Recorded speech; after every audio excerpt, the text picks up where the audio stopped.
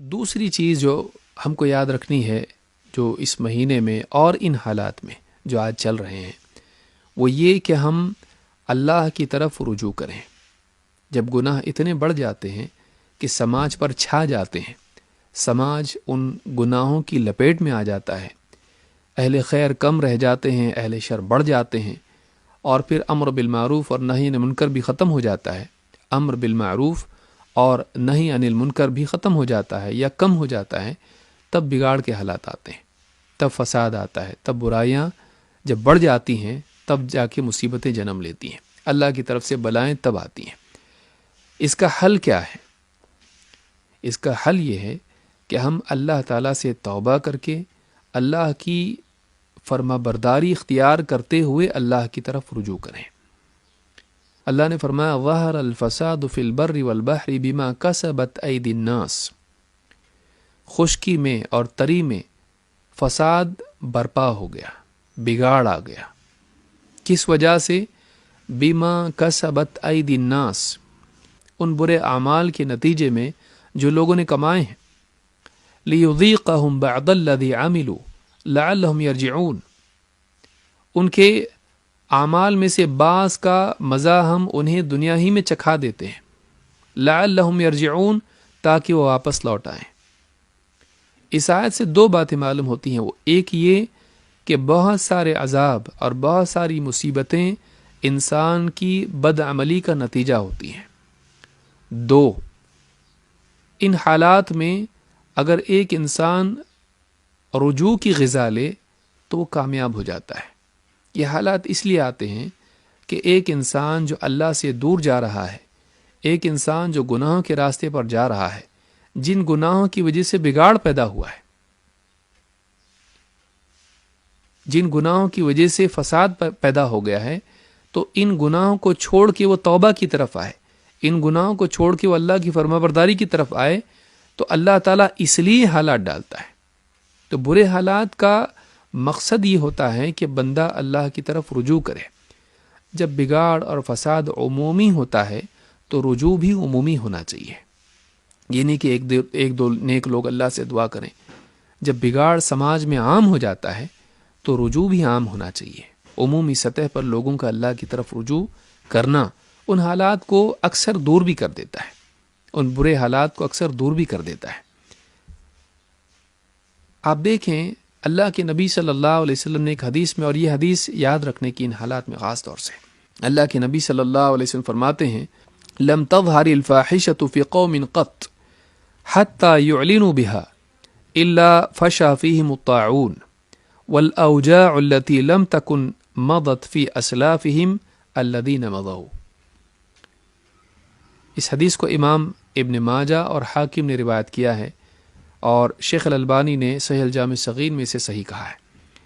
اللہ کے نبی صلی اللہ علیہ وسلم فرماتے ہیں کہ جب بھی کسی قوم میں بے حیائی عام ہو جاتی ہے، یہاں تک کہ حال یہ ہو جاتا ہے حتی یعلنوا بها، یہاں تک کہ لوگ علانیہ بے حیائی کرنے لگیں، کھلم کھلا زناکاری کرنے لگیں، کھلم کھلا بے حیائی عام ہو جائے، لوگوں میں سے اس کی برائی کا احساس تک نکل جائے، روکنے والے بھی روکنا ضروری نہ سمجھے، جن لوگوں کو احساس ہے وہ بھی اس پر ٹوکنا ضروری نہ سمجھے۔ جب سماج میں عام طور پر بے حیائی عام ہو جاتی ہے، جب سماج میں بے حیائی عام طور پہ پھیل جاتی ہے، تو ایسے وقت میں آپ فرماتے ہیں حتی یعلنوا بها الا فشا فیہم الطاعون، تو ان میں طاعون آ جاتا ہے۔ ایسی قوم میں اللہ تعالیٰ طاعون کی بیماری ڈال دیتا ہے۔ لیکن اللہ کے نبی صلی اللہ علیہ وسلم کی اس حدیث میں صرف طاعون کا ذکر نہیں ہے، آپ نے فرمایا الا فشا فیہم الطاعون، تو اللہ رب العالمین اس قوم میں طاعون کی بیماری عام کر دیتا ہے، اور والاوجاع التي لم تکن مضت فی اسلافہم الذین مضوا، اور ایسی بیماریاں اللہ تعالیٰ اس قوم میں ڈال دیتا ہے، ان لوگوں میں، اس سماج میں ڈال دیتا ہے جو اس سے پہلے جو لوگ گزرے ہیں ان میں کبھی وہ بیماری نہیں آئی تھی۔ ایسی بیماریاں آتی ہیں کہ جو ان کے باپ دادا نے بھی نہیں دیکھی ہوں، تاریخ میں ایسی بیماریاں نہیں آئیں، نئی نئی بیماریاں جنم لیتی ہیں۔ تو اس حدیث سے ایک بات بہت اہم معلوم ہوتی ہے، وہ یہ کہ مصیبتوں کا مدار بندوں کے اعمال پر ہے۔ جب اعمال میں بگاڑ آتا ہے تو حالات میں بھی بگاڑ آتا ہے۔ احوال کیسے بگڑتے ہیں؟ جب بندوں کے اعمال بگڑتے ہیں۔ تو اس حدیث کو امام ابن ماجہ اور حاکم نے روایت کیا ہے۔ ابو العالیہ رحمۃ اللہ علیہ فرماتے ہیں من عصى اللہ فی الارض فقد افسد فی الارض، جس شخص نے زمین میں اللہ کی نافرمانی کی اس نے زمین میں فساد پیدا کر دیا۔